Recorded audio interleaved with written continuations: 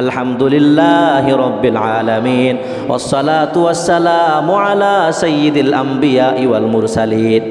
এইভাবে আলেমরা, ইমাম সাহেবরা, খতিব সাহেবরা কি করেন? দোয়া শুরু করেন। আবার যখন দোয়া শেষ করেন তখন কি পড়েন? সুবহান রাব্বিকা রাব্বিল ইজ্জাতি আম্মা ইয়াসিফুন ওয়া সালামুন আলাল মুরসালিন ওয়ালহামদুলিল্লাহি রাব্বিল আলামিন। সুবহানাল্লাহ পড়েন। তাহলে সুবহানাল্লাহ ওয়ালহামদুলিল্লাহ ওয়ালা ইলাহা ইল্লাল্লাহ ওয়াল্লাহু আকবার, এই চারটা পড়বেন। এরপরে আল্লাহুম্মা গফিরলি, আল্লাহুম্মা গফিরলি, আল্লাহুম্মা আরহামনি, আল্লাহুম্মা আরযুকনি। আজকে শুধু আলহামদুলিল্লাহ এতটুকুর তাফসীর করা হবে। কোরআনুল কারীমের সর্বপ্রথম যে সূরা, এই সূরার নাম কি? সূরাতুল ফাতিহা। বলেন সূরাতুল ফাতিহা। এই সূরাকে ফাতিহা নামে নামকরণ করা হয়েছে কেন? প্রত্যেকটা সূরা, 114টি সূরা আছে কোরআনুল কারীমে। প্রত্যেকটি সূরার যে নামকরণ করা হয়েছে, নামকরণের পিছনে একটা না একটা কারণ অবশ্যই আছে। যেমন কোরআনুল কারীমের মধ্যে একটা সূরা আছে সূরা ইউসুফ। তো এই সূরাকে সূরা ইউসুফ নামে নামকরণ করা হয়েছে কেন? কারণ এই সূরার পুরা সূরার মধ্যে ইউসুফ আলাইহিস সালাতু ওয়াস সালামের আলোচনা করা হয়েছে। কোরআনুল কারীমে একটা সূরা আছে সূরা ইউনুস, নামকরণ করা হয়েছে কেন? এই সূরার মধ্যে ইউনুস আলাইহিস সালাতু ওয়াস সালামের আলোচনা করা হয়েছে। সূরা হুদ আলাইহিস সালামের নামে নামকরণ করা হয়েছে, কারণ সেখানে হুদ আলাইহিস সালাতু ওয়াস সালামের কাহিনী উল্লেখ আছে। সূরাত ইব্রাহিম আলাইহিস সালাতু ওয়াস সালামের নামে একটি সূরার নামকরণ করা হয়েছে কেন? কারণ সেখানে ইব্রাহিম আলাইহিস সালাতু ওয়াস সালামের ঘটনা উল্লেখ আছে। 17 পারার প্রথম সূরা সূরাতুল আম্বিয়া। আম্বিয়া এটা নবিয়ুন এর বহু বচন। নবিয়ুন অর্থ নবী, তো আম্বিয়া অর্থ কি হবে? নবীগণ। তো সূরাতুল আম্বিয়া মানে নবীগণের সূরা। তো এর নামকরণ করা হয়েছে কেন? কারণ এই সূরার মধ্যে বিভিন্ন নবীদের আলাপ আলোচনা করা হয়েছে। তো এইভাবে প্রত্যেকটা সূরার নামকরণের পিছনে একটা কি কারণ অবশ্যই আছে। তো এই সূরাকে সূরাতুল ফাতিহা নামকরণ করা হয়েছে কেন? ফাতিহা এর অর্থ হচ্ছে সূচনাকারী। ফাতিহা অর্থ কি? সূচনাকারী। কোরআনুল কারীম যেহেতু পড়তে গেলে সবার আগে সূরাতুল ফাতিহা পড়তে হয়, ফাতিহা দিয়ে সূচনা করতে হয়, এজন্য এর নামকরণ করা হয়েছে কি? সূরাতুল ফাতিহা। নামাজের মধ্যে আমরা সবার আগে কি পড়ি? সূরাতুল ফাতিহা। এই সূরাতুল ফাতিহার অনেকগুলো নাম আছে, প্রায় 25টা নাম আছে। তো এই 25টা নামের মধ্য থেকে আমরা অল্প কিছু নাম উল্লেখ করব। সূরাতুল ফাতিহাকে বলা হয় উম্মুল কিতাব। উম্মুন অর্থ হচ্ছে মা, আর কিতাব মানে বই, গ্রন্থ। তো কোরআনুল কারীমকে উম্মুল কিতাব কেন বলা হয়? কারণ এটা সমস্ত আসমানি গ্রন্থের মা। সুবহানাল্লাহ পড়েন। আসমানি গ্রন্থ কয়খানা? 104 খানা। এর মধ্যে 4টা বড় বড়, একটা কি? তাওরাত, জাবুর, ইনজিল, কোরআন। ওই 100টার মধ্যে 4টা বড়, আর এই 4টার মধ্যে সর্বশ্রেষ্ঠ গ্রন্থ হচ্ছে কোরআনুল কারীম। সুবহানাল্লাহ। আমরা শ্রেষ্ঠ নবীর শ্রেষ্ঠ উম্মত, শ্রেষ্ঠ নবীও আমরা পেয়েছি, আবার শ্রেষ্ঠ উম্মত হওয়ার সৌভাগ্য আমরা লাভ করেছি, আবার সর্বশ্রেষ্ঠ আসমানি গ্রন্থ আমরা পেয়েছি। সুবহানাল্লাহ। চিন্তা করেন আল্লাহ পাক কতটা পছন্দ করে আমাদেরকে এই নবীর জামানায় প্রেরণ করেছেন, এই নবীর উম্মত বানিয়েছেন। এটা আমাদের জন্য সৌভাগ্যের বিষয়। তো উম্মুল কিতাব মানে হচ্ছে যে অন্যান্য আসমানি যত গ্রন্থ আছে, এই আসমানি গ্রন্থগুলোর মা মানে সর্বশ্রেষ্ঠ বোঝানো হয়েছে, যে এই কোরআনুল কারীম হচ্ছে আসমানি গ্রন্থের সর্বশ্রেষ্ঠ। 2 নাম্বার সূরাতুল ফাতিহা এর আরেকটা নাম হচ্ছে উম্মুল কোরআন। উম্মুল কোরআন।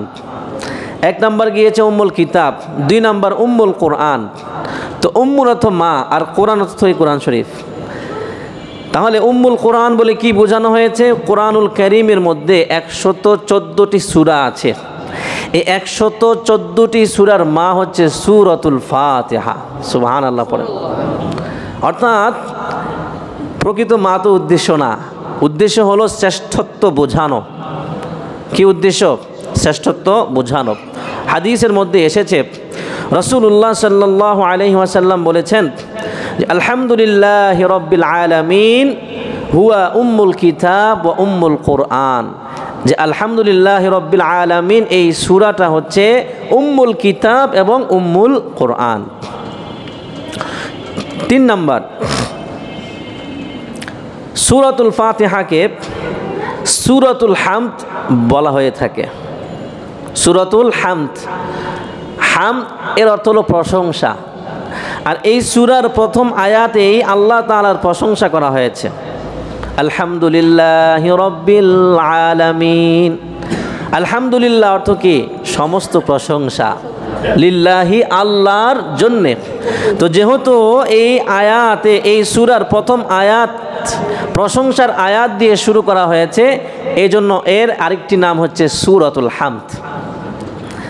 4 নাম্বার, এই সূরার আরেকটি নাম আছে সূরাতুস সালাহ। সালাহ অর্থ কি বলেন? নামাজ। নামাজের মধ্যে প্রত্যেক রাকাতে যেহেতু আমরা সবার আগে কি পড়ি? সূরাতুল ফাতিহা পড়ি, এজন্য এর আরেকটা নামকরণ করা হয়েছে সূরাতুস সালাহ। 5 নাম্বার, এই সূরার নাম হচ্ছে, আরেকটি নাম হচ্ছে সূরাতুশ শিফা। শিফা অর্থ কি? আরোগ্য। তাহলে আরোগ্যের সূরা। হাদিসের মধ্যে এসেছে এক সাহাবীর অসুস্থতা দেখা দিয়েছে, ওই সাহাবী পানি নিয়েছেন, পানি নিয়ে 7 বার সূরা ফাতিহা পড়ে ওই পানিতে ফুৎকার দিয়েছেন, ফুৎকার দিয়ে দেওয়ার পর ওই পানি তিনি পান করার সাথে সাথে ভালো হয়ে গিয়েছেন। সুবহানাল্লাহ। এই যে আপনারা আমাদের কাছে আসেন, আমরা সবার আগে সূরাতুল ফাতিহা তেলাওয়াত করি, কারণ এটা আরোগ্যের সূরা। 6 নাম্বার, এই সূরার আরেকটি নাম হচ্ছে সূরাতুর রুকিয়া। রুকিয়া অর্থ ঝাড়ফুঁক করা। কি করা? এই যে সূরা ফাতিহা পড়ে যে আপনার গায়ে ফু দেই, মাথায় ফু দেই, চোখে ফু দেই, হ্যাঁ, এজন্য এটাকে বলে সূরাতুর রুকিয়া, ঝাড়ফুঁকের সূরা। যেহেতু এই সূরা তিলাওয়াত করে কি করা হয়? ঝাড়ফুঁক করা হয়। বুখারী শরীফের 5736 নম্বর হাদিস আবু সাঈদ খুদরি রাদিয়াল্লাহু তাআলা আনহু থেকে বর্ণিত। তিনি বলছেন, হযরত আবু সাঈদ খুদরি রাদিয়াল্লাহু তাআলা আনহু থেকে বর্ণিত, তিনি বলেন, একবার আমরা সাহাবায়ে কেরামের একটা দল একটা গ্রামের নিকট গেলাম, অর্থাৎ আমরা মুসাফির ছিলাম। যখন আমাদের ক্লান্ত শরীর হয়ে গেল, আমরা যখন ক্লান্ত হয়ে গেলাম, দুর্বল হয়ে পড়লাম, তখন আমরা একটা গ্রামের কাছে গেলাম। একটা গ্রামে যাওয়ার পর তারা আমাদেরকে মেহমানদারি করা নাই, পানি পান করায় নাই, আতিথেয়তা করায় নাই। অর্থাৎ আগের যুগের নিয়ম ছিল, কেউ আসলে কি করাতে হতো? মেহমানদারি করানো হতো। আবু সাঈদ খুদরি বলছেন, আমরা গেলাম, যাওয়ার পর দেখে আমাদেরকে মেহমানদারি করাই নাই। তো কি করব? মেহমানদারি না করাইলে জোর করে কি আর আদায় করা যায়? এর অধিকার তো নাই। কেউ যদি আপনাকে পানি না দেয়, আপনাকে মেহমানদারি না করে, আপনার কি এই অধিকার আছে জোর করে আপনি পানি খাইবেন? অধিকার আছে? অধিকার নাই। আবু সাঈদ খুদরি রাদিয়াল্লাহু তাআলা আনহু বললেন যে যখন তারা আমাদেরকে মেহমানদারি করাতে অস্বীকৃতি জানালো, তখন আমরা চলে আসতে লাগলাম। এই আসতে লাগার মধ্যে হঠাৎ করে আমাদের কানের মধ্যে সংবাদ আসলো যে ওই গোত্রের, ওই গ্রামের যে সর্দার, ওই সর্দারকে একটা সাপ দংশন করেছে। একটা সাপ কামড় দিয়েছে। কামড় দেওয়ার ফলে সে অসুস্থ হয়ে গিয়েছে। ওই গ্রামবাসীর কাছে এর কোনো নিরাময়কারী কোনো ঔষধ নাই। তখন তাদের মধ্য থেকে একদল দৌড়ে এসে সাহাবায়ে কেরামের কাছে আসলো, এসে বলল, হে আল্লাহর রাসূলের সাহাবীরা, আমাদের গোত্রের সর্দারের এমন অবস্থা হয়ে গিয়েছে, তাকে সাপে কামড় দিয়েছে। আমরা অনেক চেষ্টা করছি কিন্তু ভালো করতে পারছি না। তোমরা আসো, তোমাদের কাছে কি কোনো এরকম ঔষধ আছে যে তোমরা ঝাড়ফুঁক করলে ভালো হয়ে যাবে? সাহাবায়ে কেরামের দল বলল, হ্যাঁ, আমাদের কাছে একটা ঔষধ আছে, যদি সেই ঔষধ ব্যবহার করা হয় তাহলে আশা করি আল্লাহ পাক তাকে ভালো করে দিবে। তখন তারা জিজ্ঞাসা করল সেই ওষুধটার নাম কি? তখন তারা বলল সূরাতুল ফাতিহা। এটা তেলাওয়াত করে যদি আমরা ফুঁক দেই, আমরা ঝাড়ফুঁক করি, তাহলে এর উসিলায় আল্লাহ পাক ভালো করে দিতে পারেন।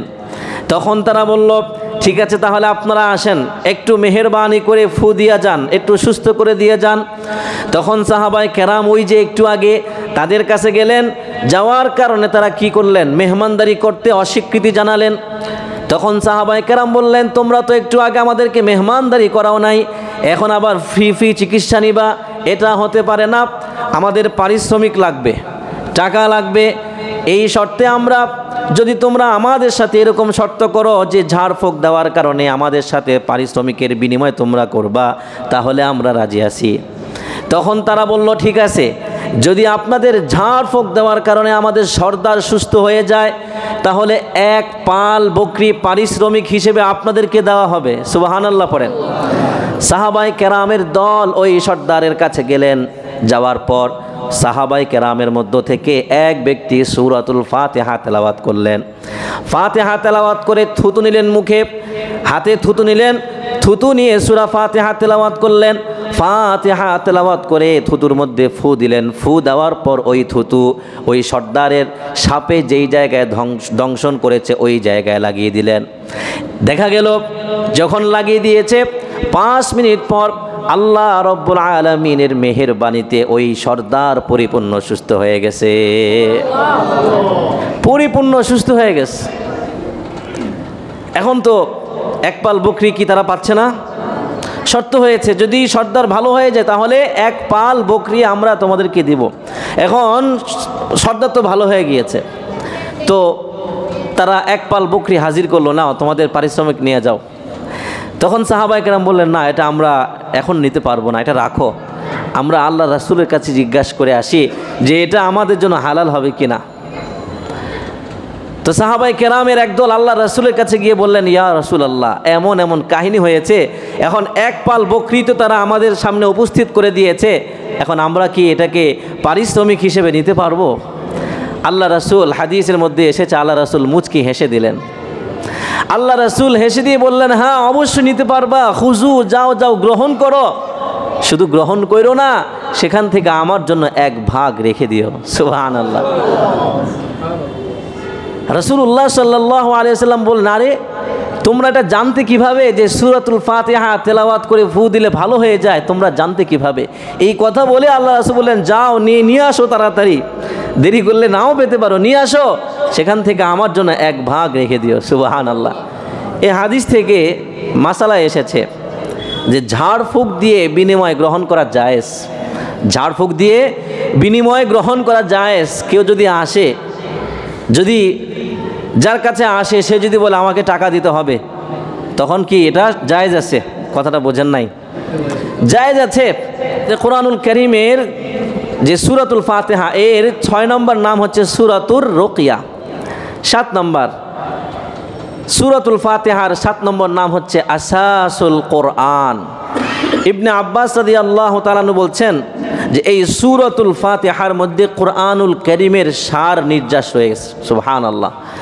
এজন্য এটাকে বলা হয় আসাসুল কোরআন, কোরআনুল কারীমের ভিত্তি, কোরআনুল কারীমের মূল। 9 নম্বর 8 নম্বর সূরাতুল ফাতিহার 8 নম্বর নাম হচ্ছে সূরাতুল কাফিয়া। সূরাতুল কাফিয়া, কাফিয়া অর্থ হচ্ছে যথেষ্ট। এই সূরা পড়লে যেহেতু বান্দার জন্য যথেষ্ট হয়ে যায়, এই জন্য নাম রাখা হয়েছে কাফিয়া। 9 নম্বর এই সূরার নাম হচ্ছে সূরাতুল ওয়াকিয়া। ওয়াকিয়ানা, কোরআনুল কারীমে যে সূরা ওয়াকিয়া আছে, ওয়াকিয়ানা, ওয়াকিয়াতুন, ওয়াকায়াকি উইকায়াতান থেকে ইসমুল ফাইল, এর অর্থ হচ্ছে বাধা দানকারী, রক্ষাকারী। অনেক সময় আমরা ভয় পাই না, ভয় পাইলে সূরাতুল ফাতিহা তেলাওয়াত করি, আয়াতুল কুরসি পড়ে যে আমরা গায়ে ফু দিই না, গা বন্ধ করে দিই না, এই বন্ধ করে দেওয়ার দ্বারা জিন শয়তান থেকে এই সূরা আমাকে কি করবে? রক্ষা করবে। এজন্য নাম দেওয়া হয়েছে সূরাতুল ওয়াকিয়া। 10 নম্বর সূরাতুল ফাতিহার 10 নম্বর নাম হচ্ছে আস-সাবউল মাসানি। আস-সাবউল মাসানি, সাবউন অর্থ হলো 7, সূরা ফাতিহার আয়াত সংখ্যা কত? 7। আর আল মাসানি এর অর্থ হলো যেটা বারবার তেলাওয়াত করা হয়। এই কথাটা আল্লাহ পাক কুরআনুল কারীমের মধ্যে বলছেন, ওয়ালাকাদ আতাইনাকা সাবআম মিনাল মাসানি ওয়াল কুরআনাল আযীম। আল্লাহ পাক বলছেন যে আমি আপনাকে সাবএ মাসানি দান করেছি। সাবএ মাসানি মানে সূরাতুল ফাতিহা। যেহেতু এই 7টি আয়াত বারবার তেলাওয়াত করা হয়, নামাজের প্রত্যেকটা রাকাতের মধ্যে সূরাতুল ফাতিহা তেলাওয়াত করা হয়, এই জন্য এই সূরার নামকরণ করা হয়েছে আস-সাবউল মাসানি।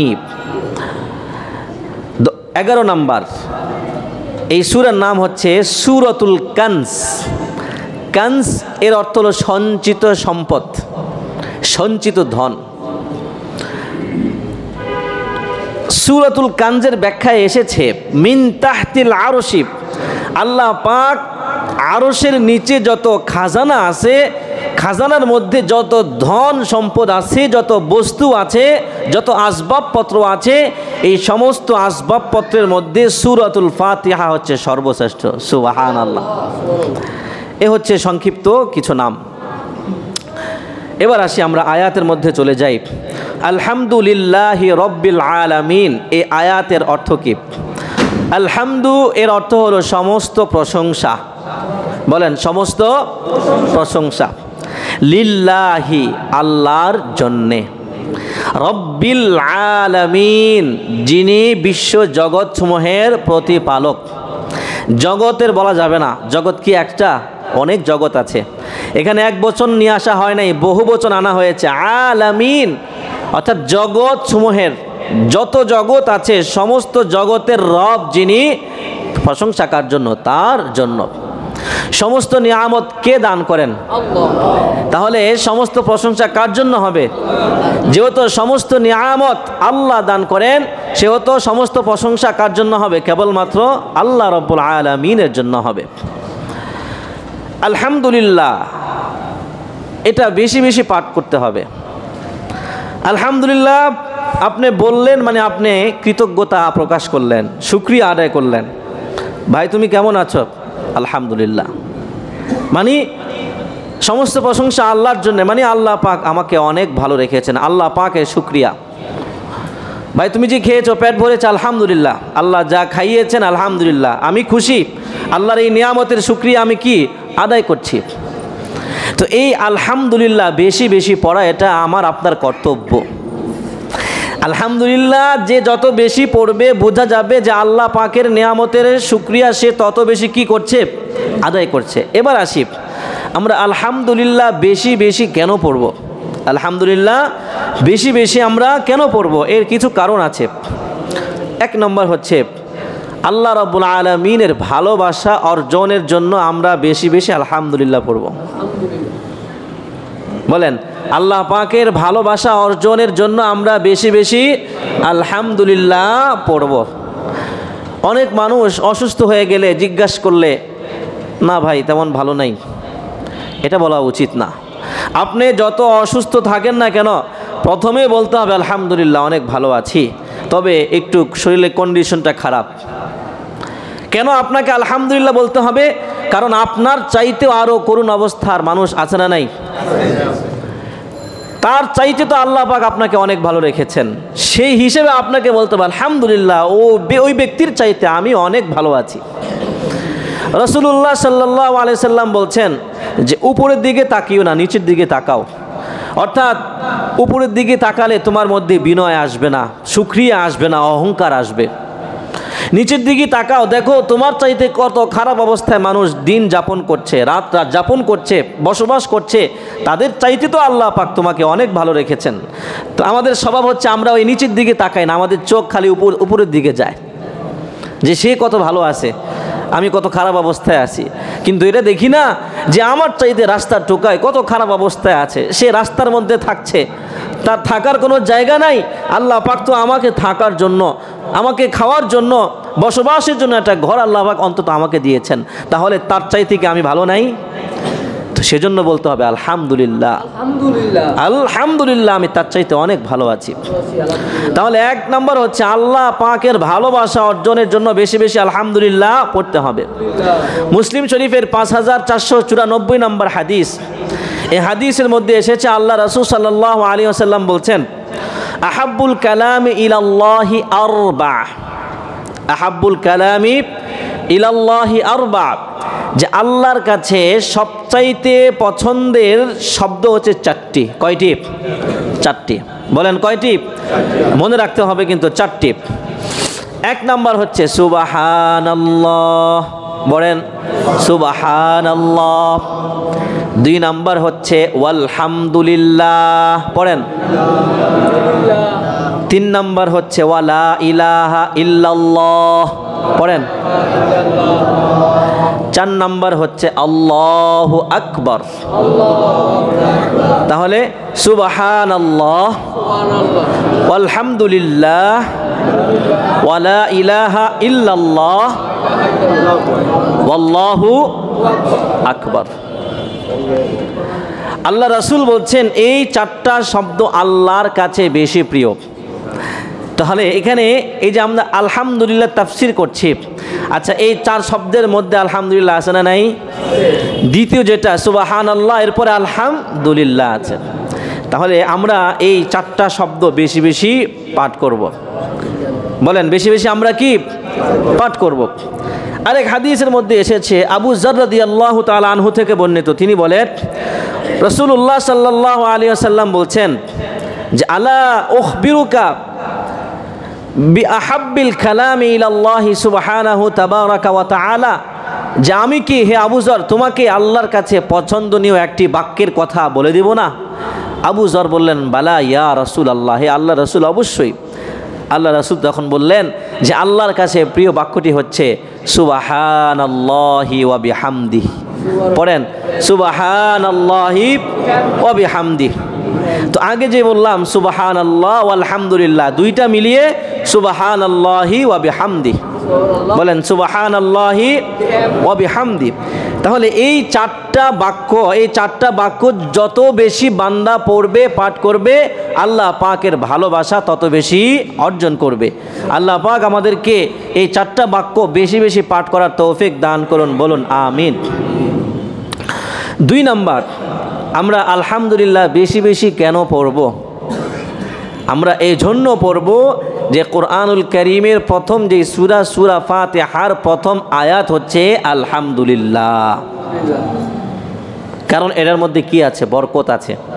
এটার মধ্যে কি আছে? বরকত আছে।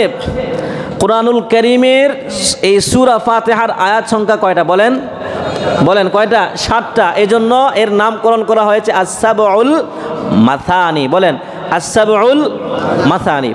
বুখারী শরীফের 4474 নম্বর হাদিস, আবু সাঈদ ইবনুল মুআল্লা রাদিয়াল্লাহু তাআলা আনহু থেকে বর্ণিত, তিনি বলেন একবার আমি নামাজের মধ্যে দণ্ডায়মান নামাজ আদায় করছিলাম, পিছন থেকে আল্লাহ রাসূল সাল্লাল্লাহু আলাইহি ওয়াসাল্লাম আমাকে ডাক দিলেন, এই আবু সাঈদ। কিন্তু যেহেতু আমি নামাজে আছি এজন্য আমি আল্লাহ রাসূল সাল্লাল্লাহু আলাইহি ওয়াসাল্লামের ডাকে সাড়া দেই নাই। চিন্তা করেছি যে নামাজ যদি ছেড়ে দিই নামাজ তো ভঙ্গ হয়ে যাবে। এমন না যে আমি নামাজ শেষ করি পরে আল্লাহ রাসূলের ডাকে সাড়া দেবে, এমনটা না। উনি মনে করেছেন হয়তো নামাজের পর আল্লাহ রাসূল তার কাছে যাওয়ার জন্যই আমাকে আগে ইশারা ইঙ্গিত দিয়েছেন। তো তিনি বলছেন আমি আল্লাহ রাসূলের সঙ্গে সঙ্গে ডাকে সাড়া দিলাম না, আমি আমার নামাজ পরিপূর্ণ কমপ্লিট করলাম। নামাজ কমপ্লিট করার পর আল্লাহ রাসূল সাল্লাল্লাহু আলাইহি ওয়াসাল্লামের কাছে গিয়ে বললাম, ইয়া রাসূলুল্লাহ, আপনি আমাকে ডেকেছিলেন কিন্তু আমি নামাজের মধ্যে ছিলাম, এই জন্য আমি তৎক্ষণাৎ আপনার ডাকে সাড়া দিতে পারি নাই। আল্লাহ রাসূল বললেন, কেন তুমি সাড়া দিলে না? তুমি কি জানো না আল্লাহ পাক কি বলেছেন? আল্লাহ পাক বলেছেন, ইয়া আইয়ুহাল্লাযীনা আমানুস্তাজীবু লিল্লাহি ওয়া লির-রাসূলি ইযা দাআকুম। আল্লাহ পাক বলেছেন, হে ঈমানদাররা, ইস্তাজীবু লিল্লাহ, তোমরা আল্লাহর ডাকে সাড়া দাও, ওয়ালির রাসূল, এবং রসুলের ডাকে সাড়া দাও। কখন? ইযা দাআকুম, যখন রসুল তোমাদেরকে ডাকবেন, যখন তোমাদেরকে আসতে বলবেন, যেতে বলবেন, তৎক্ষণাৎ তোমরা ডাকে সাড়া দাও। হয়তো আবু সাঈদ ইবনুল মুআল্লা জানতেন না, এই জন্য সাড়া দেন নাই। অর্থাৎ রাসূলুল্লাহ সাল্লাল্লাহু আলাইহি ওয়াসাল্লাম যদি নামাজের মধ্যেও ডাক দিতেন, তাহলেও নামাজ ছেড়ে দিয়ে আল্লাহ রসুলের ডাকে সাড়া দেওয়ার বিধান কে দিয়েছেন? আল্লাহ পাক দিয়েছেন। আবার এটা মনে করেন না আপনি নামাজে আছেন, একজন হুজুর এসে আপনাকে বলল ভাই এদিকে আসেন, নামাজ কি ছাড়বেন? না, নামাজ ছাড়া যাবে না, বরঞ্চ এটা কেবলমাত্র রাসূলুল্লাহ সাল্লাল্লাহু আলাইহি ওয়াসাল্লামের ক্ষেত্রে। তবে হ্যাঁ, যদি আপনার মা অসুস্থ আপনাকে ডাক দেয়, যদি আপনার মা অসুস্থ আপনাকে ডাক দেয়, বারবার ডাক দেয়, তখন কিন্তু নামাজ ছাড়ার কি আছে? অনুমতি আছে। এই মাসালা মনে রাখবেন। এর কারণে একটা দুর্ঘটনাও ঘটে গিয়েছিল, লম্বা কাহিনী, আরেকদিন বলবো। তো মা যদি ডাকে, মা যদি খুব অসুস্থ থাকে, হাদিস, মায়ের ডাকে কি করতে হবে? সাড়া দিতে হবে। তো কখনো যদি এমন হয় আপনার মা আপনাকে ডাকছে, আপনি অসুস্থ, আপনার মা অসুস্থ, কিন্তু আপনি আবার নামাজের মধ্যে আছেন, তখন কি করবেন? নামাজ ছেড়ে দিয়ে মায়ের ডাকে সাড়া দিবেন। আবু সাঈদ ইবনুল মুআল্লা বললেন, ইয়া রাসূলুল্লাহ, আমার ভুল হয়েছে, আমি জানতে পারি নাই। আল্লাহ রাসূল বললেন, না, জানতে পারা এটা কোনো সমস্যা না। সমস্যা? আমি জানি নাই, এজন্য করে ফেলছি। আল্লাহ পাক মাফ করবেন কি করবেন না? মাফ করে দিবেন। কিন্তু জানা সত্ত্বেও যদি করে থাকি, অর্থাৎ জানা সত্ত্বেও যদি গুনাহ করি, জানা সত্ত্বেও যদি ডাকে সাড়া না দিই, তাহলে আল্লাহ পাক শাস্তি দিবেন। যাই হোক, আল্লাহ রাসূল সাল্লাল্লাহু আলাইহি ওয়াসাল্লাম বললেন, আমি তোমাকে ডেকেছি একটা কারণে, আমি অতি অবশ্যই এই মসজিদ থেকে তোমার বের হওয়ার পূর্বেই তোমাকে এমন একটি সূরা আমি শিক্ষা দিব, এমন একটি সূরা শিক্ষা দিব, যেই সূরাটি কোরআনুল কারীমের মধ্যে থেকে সবচাইতে সেরা। সুবহানাল্লাহ। এই কথা বলে আবু সাঈদ ইবনুল মুআল্লা বলছেন, কিছুক্ষণ পর আমি দেখতে পাইলাম আল্লাহ রাসূল বের হয়ে যাচ্ছেন আমার হাত ধরে, কিন্তু আল্লাহ রাসূল তো বলেছেন বের হওয়ার পূর্বে শিক্ষা দিব। তখন আবু সাঈদ ইবনুল মুআল্লা বললেন, আমি বললাম, ইয়া রাসূলুল্লাহ, ইয়া হাবিবাল্লাহ, আপনি তো বলেছিলেন মসজিদ থেকে বের হওয়ার পূর্বে আপনি আমাকে একটা সূরা শিক্ষা দিবেন, এই সূরাটা কি? আল্লাহ রাসূল সাল্লাল্লাহু আলাইহি ওয়াসাল্লাম তখন বললেন, এই সূরার নাম হচ্ছে সূরাতুল ফাতিহা। হাদিসের মধ্যে এসেছে, আল্লাহ রাসূল সাল্লাল্লাহু আলাইহি ওয়াসাল্লাম তখন এই সূরা তেলাওয়াত করে তাকে শোনাইলেন এবং বললেন, হে আবু সাঈদ ইবনুল মুআল্লা, এই সূরা হচ্ছে কোরআনুল কারীমের মধ্যে সবচাইতে মহান সূরা। সুবহানাল্লাহ। উবাই ইবনে কাব রাদিয়াল্লাহু তাআলা আনহু ছিলেন সাহাবায়ে কেরামের মধ্যে সবচাইতে সুমধুর কণ্ঠের অধিকারী। উবাই ইবনে কাব ছিলেন কি? সাহাবায়ে কেরামের মধ্যে সবচাইতে সুকণ্ঠের, সুমধুর কণ্ঠের অধিকারী। একবার আল্লাহ রাসূল তাকে বললেন, তুমি তেলাওয়াত করো। সে তেলাওয়াত করছে, শেষ, সূরা শেষ, থেমে গেছে। আল্লাহ রাসূল বলেন, আবার তেলাওয়াত করো। তেলাওয়াত করছে। তো এইভাবে তেলাওয়াত করছে, তেলাওয়াত শেষ, আবার আল্লাহ রাসূল আদেশ করছেন তেলাওয়াত করো। তো এক পর্যায়ে বেচারা ক্লান্ত হয়ে পড়ছে। তখন উবাই ইবনে কাব বললেন, ইয়া রাসূলুল্লাহ, আপনি যে বারবার আমার থেকে তেলাওয়াত শুনতে চাচ্ছেন, অথচ কোরআন নাজিল হয়েছে আপনার উপর, অথচ দরকার ছিল আমরা আপনার থেকে তেলাওয়াত শুনবো, আপনি কেন বারবার আমার থেকে তেলাওয়াত শুনছেন? আল্লাহ রাসূল সাল্লাল্লাহু আলাইহি ওয়াসাল্লাম বলছেন, যেটা আমি নিজ থেকে শুনছি না, এটা আল্লাহ পাকের নির্দেশ। সুবহানাল্লাহ। আল্লাহ পাক বলছেন, উবাই ইবনে কাবের মুখ থেকে তুমি কোরআনুল কারীমের তেলাওয়াত শোনো, কারণ উবাই ইবনে কাব সাহাবায়ে কেরামের মধ্যে সবচাইতে সুমধুর কণ্ঠের অধিকারী ছিলেন। সুবহানাল্লাহ। এই উবাই ইবনে কাব তিনি বলছেন, আমি একবার নামাজের মধ্যে ছিলাম। ইসলামের শুরুর জামানায় নামাজ যখন ফরজ হয় তখন একটু এদিক সেদিক তাকানোর বিধান ছিল, কিন্তু পরবর্তীতে সেটা রহিত হয়ে গেছে। উবাই ইবনে কাব বলছেন, আমি নামাজের মধ্যে আছি, আল্লাহ রাসূল সাল্লাল্লাহু আলাইহি ওয়াসাল্লাম আমাকে ডাকলেন, হে উবাই ইবনে কাব, নামাজের মধ্যে। তখন আমি চোখটা ঘুরাই আল্লাহ রাসূলের দিকে তাকাইলাম। যখন আল্লাহ রাসূলের চোখে আমার চোখ পড়ে গেল, তখন আমি আবার সোজা হয়ে গেলাম। হ্যাঁ, আল্লাহ রাসূলের চোখে চোখ যখন পড়ে গেছে তখন আমি আবার আমার কেবলামুখী হয়ে গেলাম, তেলাওয়াত করছিলাম। তেলাওয়াত করে আমি এইভাবে নামাজ শেষ করলাম। নামাজ শেষ করার পর আল্লাহ রাসূল সাল্লাল্লাহু আলাইহি ওয়াসাল্লামের কাছে গেলাম। আল্লাহ রাসূল একই কথা বললেন, আবু সাঈদ ইবনুল মুআল্লাকে যে কথা আমাকেও একই কথা। তখন আল্লাহ রাসূল সাল্লাল্লাহু আলাইহি ওয়াসাল্লাম বললেন, হে উবাই ইবনে কাব, আমি অবশ্যই তোমাকে এমন একটা সূরা শিক্ষা দিব যেই সূরা হচ্ছে কোরআনুল কারীমের মধ্যে সবচাইতে সেরা। উবাই ইবনে কাব রাদিয়াল্লাহু তাআলা আনহু বললেন, ইয়া রাসূলুল্লাহ, তাহলে সেই সূরাটি আমাকে শিক্ষা দিন। রাসূলুল্লাহ সাল্লাল্লাহু আলাইহি ওয়াসাল্লাম তাকে বসাইলেন। তাকে বসাইয়া সূরাতুল ফাতিহা তেলাওয়াত করে তাকে শুনাইলেন। শুনিয়ে বললেন, হে উবাই ইবনে কাব, এটাই হচ্ছে কোরআনুল কারীমের মধ্যে সবচাইতে মহান সূরা। এটাই হচ্ছে কোরআনুল কারীমের মধ্যে সবচাইতে মহান সূরা। এই সূরাটা যত বেশি পারো কি করো, তেলাওয়াত করো। নামাজে তো তেলাওয়াত করতে হয়, যখন অবসর থাকবা, অবসর সময় থাকবা, তখনও বেশি বেশি এই সূরা কি করো, তেলাওয়াত করো। 3 নাম্বার কারণ, কিসের কারণ? আলহামদুলিল্লাহ কেন আমরা বেশি বেশি পড়বো, এর 3 নাম্বার কারণ কি? দেখেন একটা ঘটনা বলি, লম্বা ঘটনা। এক বেদুইন আল্লাহ রাসূলুল্লাহ সাল্লাল্লাহু আলাইহি ওয়াসাল্লামের কাছে আসলেন। এসে বললেন, হে মুহাম্মদ, দুনিয়ার মধ্যে সবচাইতে উত্তম যে কথা আছে সেই কথা আপনি আমাকে শিক্ষা দেন। দুনিয়ার মধ্যে যে উত্তম কথা আছে এই উত্তম কথাগুলো আপনি আমাকে শিক্ষা দেন। আল্লাহ রাসূল সাল্লাল্লাহু আলাইহি ওয়াসাল্লাম বললেন, কুল সুবহানাল্লাহ। আল্লাহ রাসূল বললেন, তুমি উচ্চারণ করো, আমার সাথে বলো সুবহানাল্লাহ।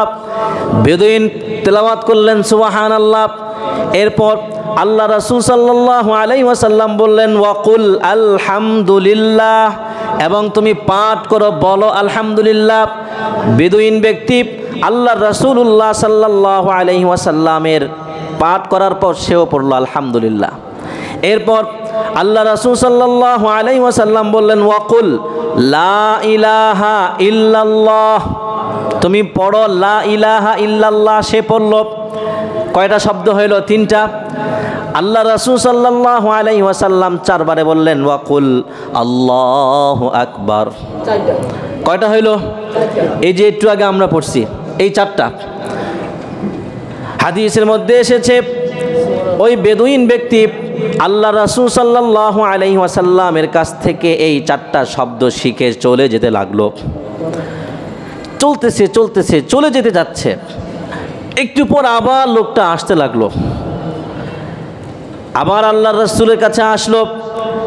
এসে বলল, ইয়া রাসূলুল্লাহ, আপনি যে আমাকে 4টা শব্দ শিখিয়েছেন, এই 4টা তো আল্লাহর জন্য, কারণ এই 4টার মধ্যে আল্লাহর নাম আছে। সুবহানাল্লাহ, আলহামদুলিল্লাহ, লা ইলাহা ইল্লাল্লাহ, আল্লাহু আকবার। এই 4টার মধ্যে আল্লাহর নাম আছে। ফামা আলী ইয়া রাসূলুল্লাহ, তাহলে আমার জন্য কি আছে? আপনি যে 4টা বলছেন এটা তো আল্লাহর জন্য, আমার জন্য তো কিছু নাই। এটা সোজা সহজ মানুষ, গ্রামের মানুষ তো বেদুইন। ইয়া রাসূলুল্লাহ, এই যে 4টা শব্দ বললেন, এই 4টা শব্দের মধ্যে তো আল্লাহর নাম আছে। এটা বললে তো আল্লাহর লাভ হবে, আমার তো লাভ হবে না। আমার কি লাভ হবে? ফামা আলী, আমার জন্য কি আছে? আল্লাহ রাসূল তাকে বসাইলেন, বললেন, তুমি এখানে বসো।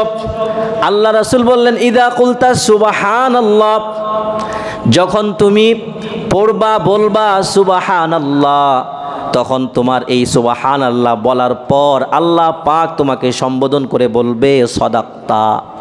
অর্থাৎ যখন কোনো বান্দা বলে সুবহানাল্লাহ, আল্লাহ মহান, আল্লাহ পুত পবিত্র, তখন আল্লাহ পাক ওই বান্দাকে বলেন উদ্দেশ্য করে, সাদাক্তা, তুমি সত্য কথাই বলেছো। সুবহানাল্লাহ পড়েন। আল্লাহ রাসূল বলছেন, ওয়াইদা কুলতা আলহামদুলিল্লাহ, যখন তুমি বলবা আলহামদুলিল্লাহ, সমস্ত প্রশংসা কেবলমাত্র আল্লাহর জন্যে, তখন আল্লাহ পাক তোমাকে সম্বোধন করে বলবেন সাদাক্তা, হে বান্দা তুমি সত্য কথাই বলেছ। ওয়াইদা কুলতা লা ইলাহা ইল্লাল্লাহ, আজ যখন তুমি বলবা লা ইলাহা ইল্লাল্লাহ, আল্লাহ ছাড়া কোনো ইলাহ নাই, তখন আল্লাহ পাক তোমাকে সম্বোধন করে বলবে, হে বান্দা সাদাক্তা, তুমি সত্য কথাই বলেছ। ওয়াইদা কুলতা আল্লাহু আকবার, আর যখন তুমি বলবা আল্লাহু আকবার, আল্লাহ মহান, সবচাইতে বড়, তখন আল্লাহ পাক তোমার এই কথার উত্তরে তোমাকে সম্বোধন করে বলে, ইয়া আব্দি সাদাক্তা, হে বান্দা তুমি সত্য কথাই বলেছ। আল্লাহ রাসূল সাল্লাল্লাহু আলাইহি ওয়াসাল্লাম ওই বেদুইনকে বললেন যে এই চারটা তো আল্লাহর জন্যে, তোমার জন্য আমি তিনটা দিচ্ছি। কয়টা? চারটা তো কার জন্যে? আল্লাহর জন্যে। আমি তোমাকে তিনটা শব্দ দিচ্ছি, এটা তোমার জন্যে।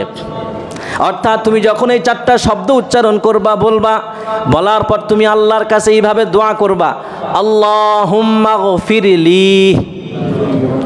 বলেন কি? আল্লাহুম্মা গফিরলি। এই চারটা তো আল্লাহর জন্য তুমি বলছো, ঠিক আছে, তোমার জন্য তিনটা আছে। যখন তুমি এই চারটা বলে ফেলবা, চারটা বলার পর তুমি পড়বা আল্লাহুম্মা গফিরলি, এর অর্থ হচ্ছে হে আল্লাহ আপনি আমাকে ক্ষমা করে দেন। যখন তুমি এটা বলবা ইয়াকুলুল্লাহ, তখন আল্লাহ পাক বলবেন কদ ফাআলতু। বান্দা যখন বলবে আল্লাহ আমাকে মাফ করে দেন, তখন আল্লাহ বলবেন কদ ফাআলতু, আমি তোমাকে মাফ করে দিয়েছি। এরপর তুমি বলবা আল্লাহুম্মা রহামনি, এ আল্লাহ আপনি আমার উপর রহমত বর্ষিত করেন। আল্লাহ পাক তখন তোমার এই কথার জবাবে বলবেন ইয়াকুলুল্লাহ কদ ফাআলতু, আমি তোমার উপর রহমত বর্ষণ করে দিয়েছি। তারপর তুমি বলো আল্লাহুম্মা রযুকনি, হে আল্লাহ আপনি আমাকে রিজিক দান করেন। ইয়াকুলুল্লাহ, তখন তোমার এই কথার উত্তরে আল্লাহ পাক বলবেন কদ ফাআলতু, আমি আল্লাহ তোমাকে রিজিক দান করেছি। সুবহানাল্লাহ। তাহলে সুবহানাল্লাহ ওয়ালহামদুলিল্লাহ ওয়ালা ইলাহা ইল্লাল্লাহ ওয়াল্লাহু আকবার, এই চারটা পড়বেন। এরপরে আল্লাহুম্মা গফিরলি, আল্লাহুম্মা গফিরলি, আল্লাহুম্মা রহামনি, আল্লাহুম্মা রযুকনি। মনে থাকবে তো? যদি এই চারটা শব্দ বলার পর যদি এই তিনটা মনে না আসে, তখন বাংলায় বলবেন আল্লাহ আপনি আমাকে মাফ করে দেন। এরপর বলবেন আল্লাহ আপনি আমার উপর রহমত নাজিল করে দেন। এরপর বলবেন আল্লাহ আপনি আমাকে উত্তম রিজিক দান করেন। আশা করা যায় আল্লাহ পাক আপনার দোয়া কী করবেন? অবশ্যই কবুল করবেন। 4 নম্বর কারণ, কিসের কারণ বলেন? আলহামদুলিল্লাহ বেশি বেশি আমরা কেন পড়ব, তার কারণ। কারণ কয়টা গেল? 3টা গেল। 4 নম্বর কারণ হচ্ছে আলহামদুলিল্লাহ এটা হচ্ছে সর্বশ্রেষ্ঠ দোয়া। আলহামদুলিল্লাহ এটা কি? সর্বশ্রেষ্ঠ দোয়া। তিরমিজি শরীফের 3383 নম্বর হাদিসের মধ্যে এসেছে আফদালুয যিকরি লা ইলাহা ইল্লাল্লাহ। রাসূলুল্লাহ সাল্লাল্লাহু আলাইহি ওয়াসাল্লাম বলছেন সর্বশ্রেষ্ঠ জিকির কি? লা ইলাহা ইল্লাল্লাহ হচ্ছে সর্বশ্রেষ্ঠ জিকির। এরপর আল্লাহ রাসূল বলছেন ওয়া আফদালুদ দুআই আলহামদুলিল্লাহ, আর সর্বশ্রেষ্ঠ দোয়া হচ্ছে আলহামদুলিল্লাহ। এই জন্যই তো দোয়া শুরু করার পূর্বে আমরা কিভাবে দোয়া শুরু করি?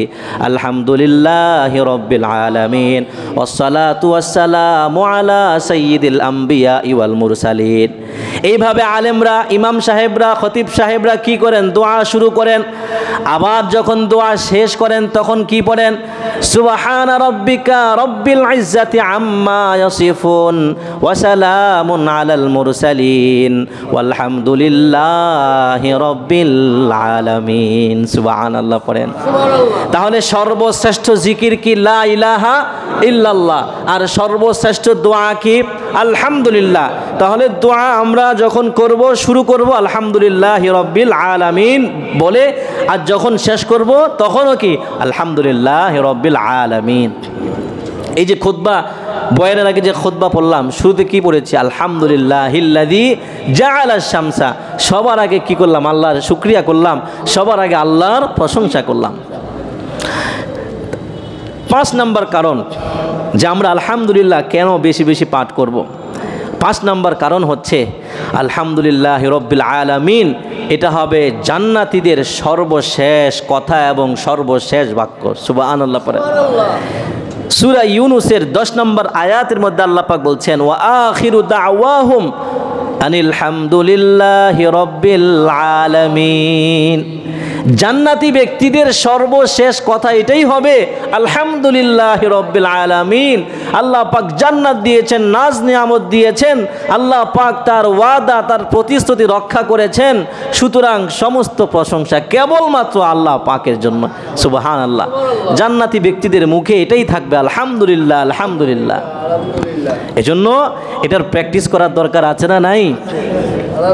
6 নাম্বার, আলহামদুলিল্লাহ আমরা কেন বেশি বেশি পড়ব? কারণ আলহামদুলিল্লাহর ওজন এটা অনেক বেশি।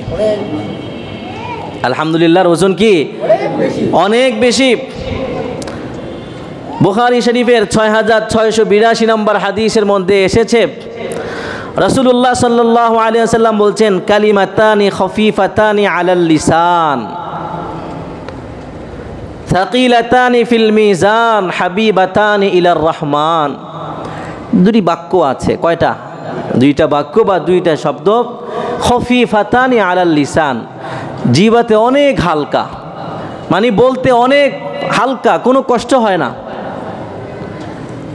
থাকিলাতানি ফিল মিজান, কিন্তু এটাকে যদি ওজন করা হয় এটা সবচেয়ে ভারী। হাবিবাতানি ইলার রহমান, এই দুইটা শব্দ আল্লাহর কাছে অত্যন্ত প্রিয়, অনেক প্রিয়। সেই দুইটা কি? সুবহানাল্লাহি ওয়া বিহামদিহি সুবহানাল্লাহিল আযীম। বলেন, সুবহানাল্লাহি ওয়া বিহামদিহি সুবহানাল্লাহিল আযীম। আবার সুবহানাল্লাহি ওয়া বিহামদিহি সুবহানাল্লাহিল আযীম। এইটা বলতে অনেক কষ্ট হয়ে গেছে? ঘাম ঝরেছে? কোনো কষ্ট হয় নাই। কিন্তু এটা এতটা ইজি, কিন্তু এটা আর যে সওয়াব, এটা যে ওজন, এটা আসমান জমিনের চাইতেও বেশি। সুবহানাল্লাহ। এজন্য আমরা এই দোয়াটাও বেশি বেশি পড়ব, সুবহানাল্লাহি ওয়া বিহামদিহি সুবহানাল্লাহিল আযীম। 7 নাম্বার, এটাই শেষ। আমরা আলহামদুলিল্লাহ বেশি বেশি কেন পড়ব? কারণ আলহামদুলিল্লাহ পড়া মানে হচ্ছে রবের প্রশংসা করা, আর রবের প্রশংসা করলে এর প্রতিদান স্বয়ং আল্লাহ পাকই দান করবেন। সুবহানাল্লাহ। হাদিসের মধ্যে এসেছে, ইবনে মাজার 3081 নম্বর হাদিস, রাসূলুল্লাহ সাল্লাল্লাহু আলাইহি ওয়াসাল্লাম বলছেন, কেউ যদি এইভাবে আল্লাহ রব্বুল আলামিনের প্রশংসা করে, ইয়া রব্বি লাকাল হামদু কামা ইয়ামবাগি লিজালালি ওয়াজহিকা ওয়া লিআযীমি সুলতানিকা, এইভাবে যদি কেউ কোনো বান্দা আল্লাহ রব্বুল আলামিনের প্রশংসা করে, তখন দুইজন ফেরেশতা অস্থির হয়ে যায়। কি হয়ে যায়? অস্থির হয়ে যায়। কি করবে, কি করবে, কি লিখবে না লিখবে, অস্থির হয়ে যায়। অস্থির হয়ে যখন কোনো কিছু বুঝতে পারে না, তখন সরাসরি আল্লাহ রব্বুল আলামিনের কাছে চলে যায়। আল্লাহ রব্বুল আলামিনের কাছে গিয়ে বলে, ইয়া রব্বাল আলামিন, হে আমাদের রব, হে বিশ্বজগতের প্রতিপালক, দুনিয়ার মধ্যে থাকা এক বান্দা আপনার প্রশংসা করেছে এইভাবে, ইয়া রব্বি লাকাল হামদু কামা ইয়ামবাগি লিজালালি ওয়াজহিকা ওয়া লিআযীমি সুলতানিকা। আয় রব্বুল আলামিন, এই বান্দা যে আপনার প্রশংসা করলো এইভাবে, আমরা কি সওয়াব লিখবো আমরা বুঝে উঠতে পারতেছি না। তখন আল্লাহ পাক জিজ্ঞাসা করবেন, আমার বান্দা কি সত্যি সত্যি এইভাবে আমার প্রশংসা করেছে? ফেরেশতারা বলবেন, হ্যাঁ হ্যাঁ, আপনার বান্দা এইভাবে আপনার প্রশংসা করেছে। অর্থাৎ আল্লাহ পাক তো জানেন, তারপরেও আল্লাহ পাক জিজ্ঞাসা করেন। তারপরও কি করেন? অর্থাৎ জিজ্ঞাসা করেন এই কারণে, ওই বান্দার মর্যাদা যেন আল্লাহ পাক বাড়ায় দিচ্ছেন জিজ্ঞাসা করার কারণে। আল্লাহ পাক ফেরেশতাদেরকে জিজ্ঞাসা করেন, আসলে কি আমার বান্দা এইভাবে এই শব্দে আমার প্রশংসা করেছে? ফেরেশতারা তখন উত্তর দেয়, হ্যাঁ, এইভাবে আপনার বান্দা আপনার প্রশংসা করেছে। তখন আল্লাহ পাক বলবেন, যাও যাও, তোমাদের কিছুই লেখা লাগবে না। আমি আল্লাহ রব্বুল আলামিনের প্রশংসা যেহেতু তারা করেছে, এই প্রশংসার প্রতিদান স্বয়ং আমি আল্লাহ তাদেরকে দান করব। আমি আল্লাহ স্বয়ং কি করব? এই প্রতিদান দান করব। এই প্রশংসার তোমাদের আর লেখা লাগবে না, তোমাদের আর অস্থির হওয়ার কি নাই, কোনো প্রয়োজন নাই। সুবহানাল্লাহ। আরও কিছু কারণ আছে, আগামী সপ্তাহে আলোচনা করব।